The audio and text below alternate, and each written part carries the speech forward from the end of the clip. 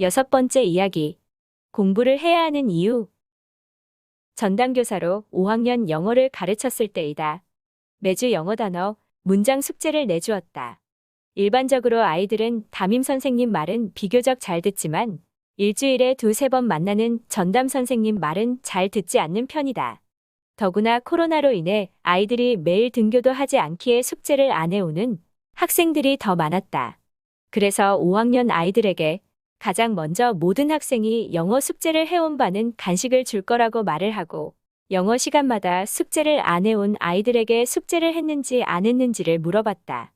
그러면 반 아이들은 숙제를 안 해온 아이들을 쳐다봤고 안 했다고 하면 반 아이들은 너 때문에 간식 못 먹는다라는 눈빛을 보냈다.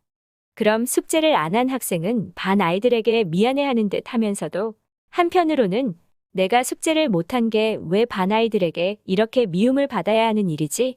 라는 약간의 이해를 못하겠다는 눈빛도 비쳤다. 이런 상황이 반복되면서 요즘 학교에서 문제시 되고 있는 왕따 문제를 교사인 내가 만들고 있는 게 아닌가라는 생각이 들었다.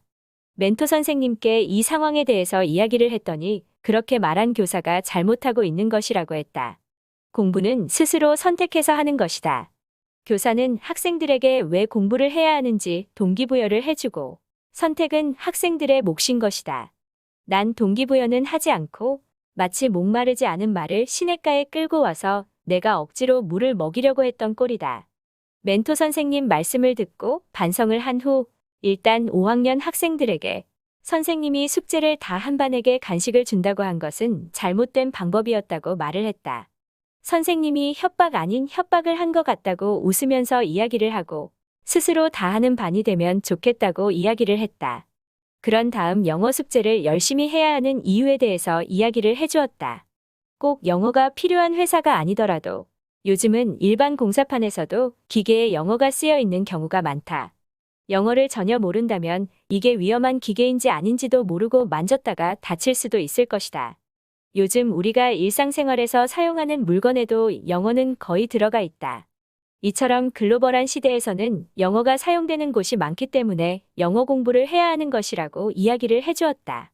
그리고 영어 공부뿐만 아니라 기본적으로 왜 공부를 해야 하는지에 대해서 먼저 돈과 관련해서 설명을 해주었다.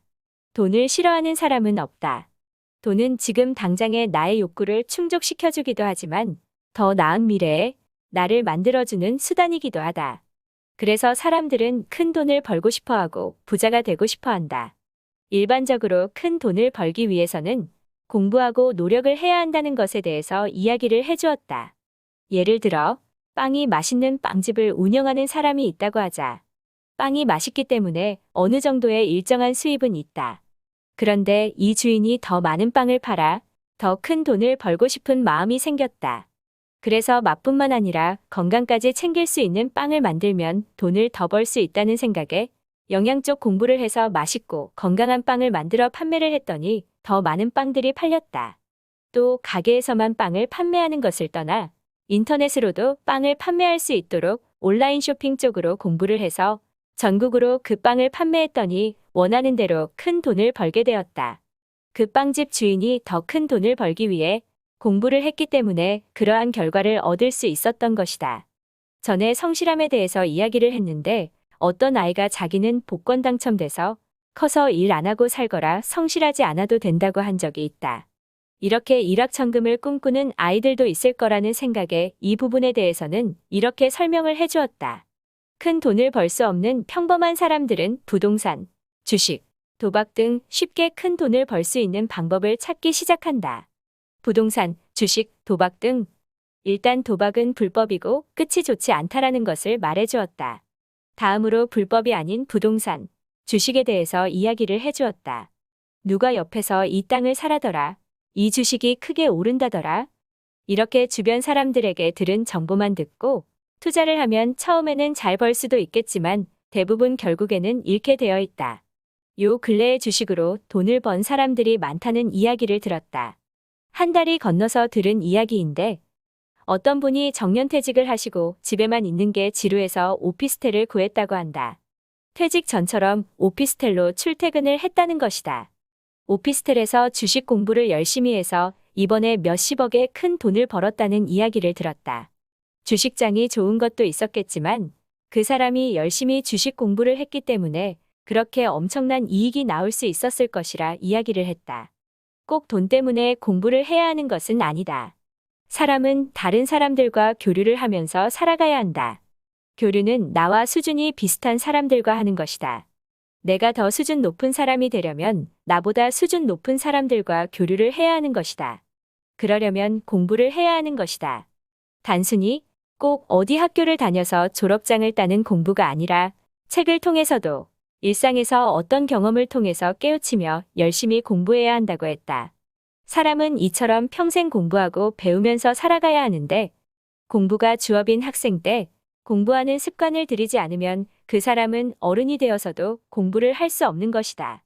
수학 시간에 배우는 각도 그림을 보여주면서 지금 초등학교 때 영어 시험 10문제 다 맞은 친구, 5개 맞은 친구, 별 차이가 없지만 지금의 이 차이가 중학교, 고등학교에 가면 더 벌어지는 거라고 설명을 해주었다. 그때 가면 너무나 차이가 벌어졌기 때문에 따라잡기가 힘드니 아직 안 늦었을 때 열심히 공부하면 된다고 말을 했다. 이렇게 말한 뒤로 꾸준히 숙제 확인은 했다. 한 번은 항상 숙제를 안 해왔던 남학생이 현재 6단원 숙제를 검사하고 있는데 지나간 5단원 숙제를 다 했다고 가져온 것이다. 평소 숙제를 안 하던 자신이 숙제를 해서 검사를 맞는 게 어색했는지 머리를 극적이며 숙제 한 종이를 쓱 내밀었다. 속으로 기특한 생각이 들었다. 나는 그 반 아이들에게 민철이가 이미 지나간 숙제를 이렇게 해왔다고 하며 끝까지 해온 자세가 너무 좋다고 하면서 반 아이들 앞에서 칭찬을 해주었다. 만약 내가 계속 먼저 숙제를 다 한 반은 간식을 줄 거라 하면서 숙제 검사를 했다면 끝까지 안 해올 수도 있었던 학생이었을 텐데 전에 내가 왜 공부를 해야 하는지 말한 것을 기억하면서 그 학생이 스스로 해왔다는 느낌이 강하게 들었다. 앞으로도 아이들에게 왜 공부를 해야 하는지 동기부여를 열심히 해줄 수 있는 선생이 되어야겠다. 다음은 멘토 선생님의 도움말입니다. 사람의 모든 문제는 자율적으로 해결해야 합니다. 농사꾼이 마치 씨앗 종자를 바꾸고 제 멋대로 농사를 지을 수는 없습니다. 스스로의 행위에 대한 결과를 알려주다 보면 아이들은 바른 성인이 될 수 있을 거예요. 어리석은 자는 당해야 알고, 그때는 이미 모든 것은 끝이 날 때이기 때문에 시간만 낭비한 것이죠. 아까운 인생을 낭비한 것입니다. 스스로 선택하여 자기 갈 길을 제대로 가게 해주는 것이 바로 선생의 길입니다.